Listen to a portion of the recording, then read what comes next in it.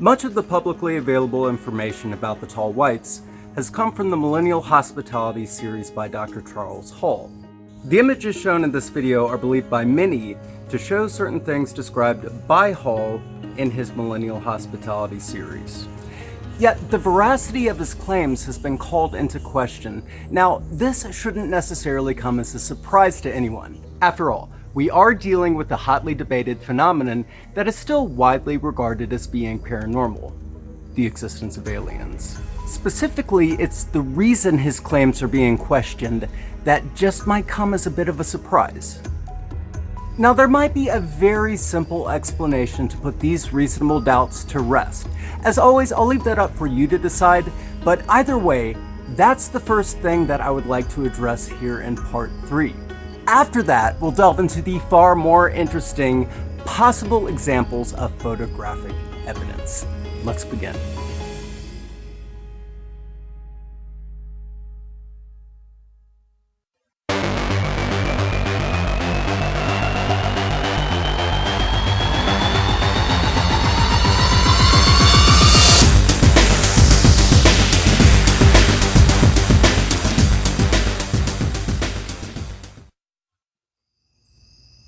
The accounts described in the Millennial Hospitality series have been called into question due to confusion over whether the series was fiction or nonfiction.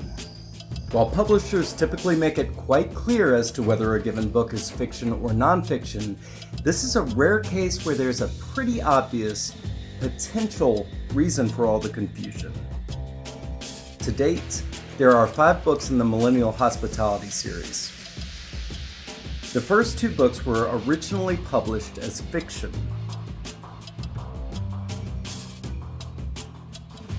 The third book was a bit confusing in its wording as to whether it was fiction or nonfiction, so not really sure about that, but more importantly, the 4th and the 5th books are quite clearly presented as being nonfiction.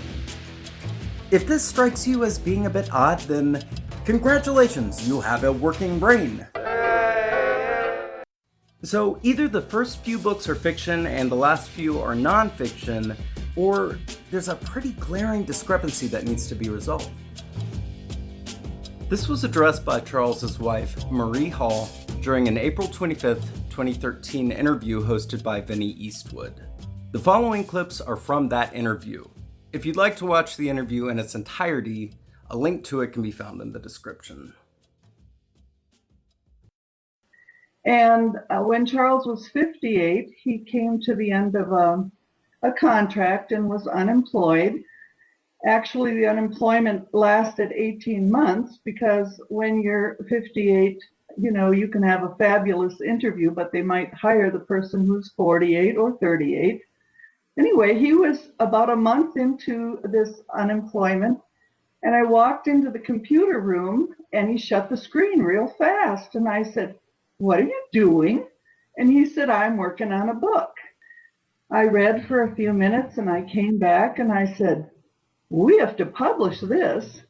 And he said, "Oh, I don't think so. Even if you don't say anything bad about somebody, they can sue you." And I said, "So do what authors do. Put a disclaimer in the front of the book and change the names of the people and, pretend it's fiction." And he said, "Nah, the Air Force never told me I couldn't talk about these things.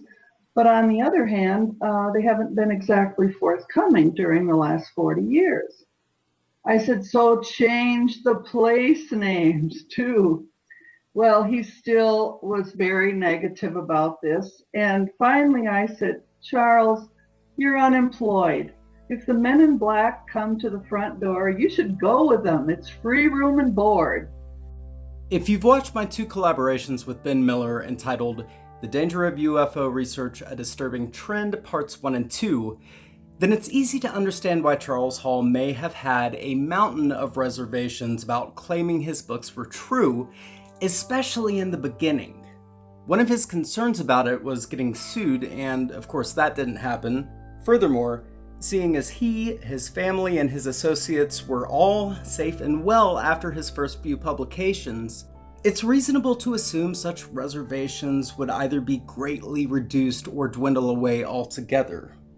It's also reasonable to think that this might lead to an increased willingness and boldness to tell the world the experiences he claims to have had in his books were real, if in fact they truly were.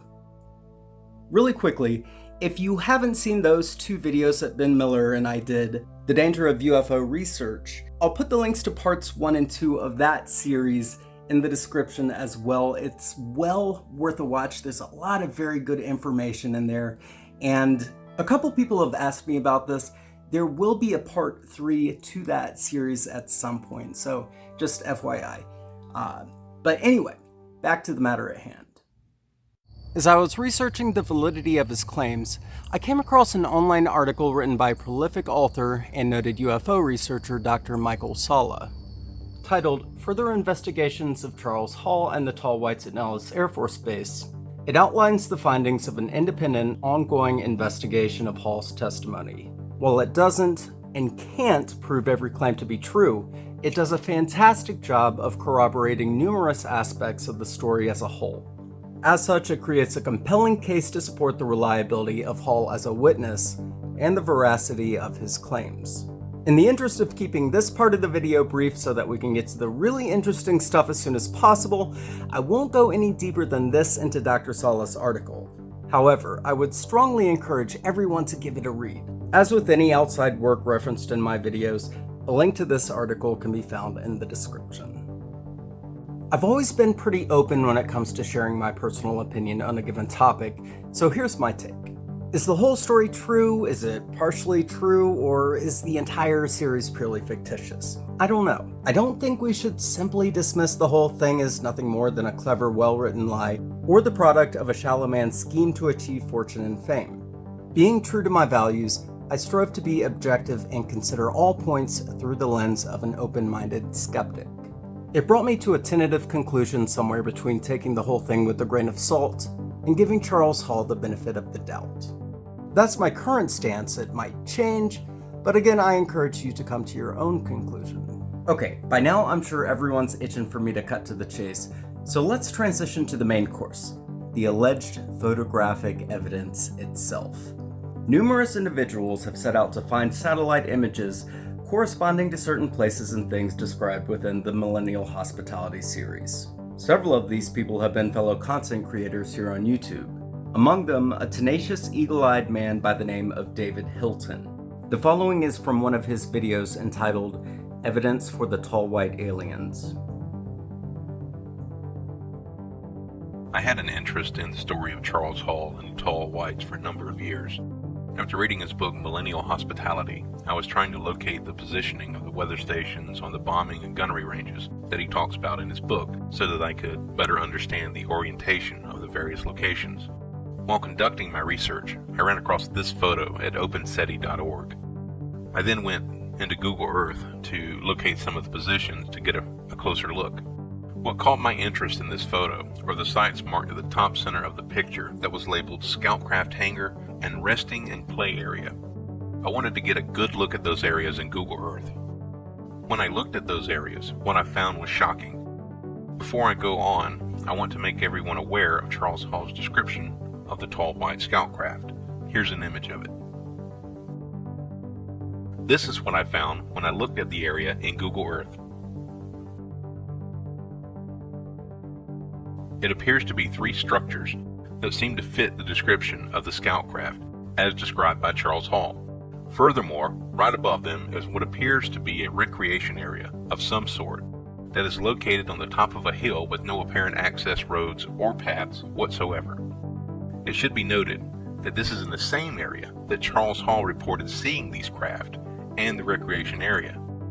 According to Google Earth, this is approximately 15 miles north of Creech Air Force Base, Nevada. In an effort to get a statement from the Air Force on this object, I filed a request under the Freedom of Information Act. Here is the text of my request. I stated, "Can you please identify some of the structures in the desert north of Creech Air Force Base? The structure is inside the Nellis Test and Training Range. It is approximately 15.38 miles north of the main entrance of Creech Air Force Base. It is a tan-colored rectangle with 3 oval objects. Can you please identify what each of these objects are? If possible, I would like to get a close photograph of these objects and the area. I then went on to give the coordinates and also a link to the location in Google Maps. The Air Force refused to answer my request, stating that I had not provided sufficient details to enable them to respond. This is the actual FOIA response that I received from the Air Force. I contacted by phone the FOIA manager that sent me this response, and I talked to her about this request. She was very nice, and we had a pleasant conversation. She said that unless I could find some type of documentation to go off of to base a request on, she could not help me. Since I had no idea of how to obtain information on documents on these objects, I requested that she close my FOIA request. So, unless someone has any idea what these objects could possibly be, or who owns them, a FOIA request on them is no good.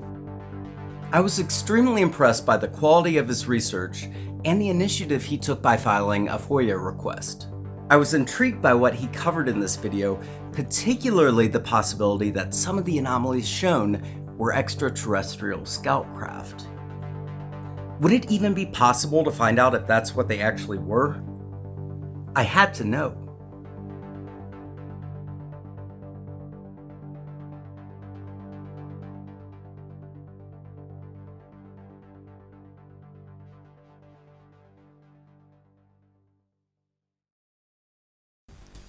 Hey everyone, Drew here from Mad Cat Mysteries, and I hope you enjoyed the video you just watched. If you did, you can click on the subscribe button below. I'd appreciate it. Thanks so much for watching, and we'll see you next time.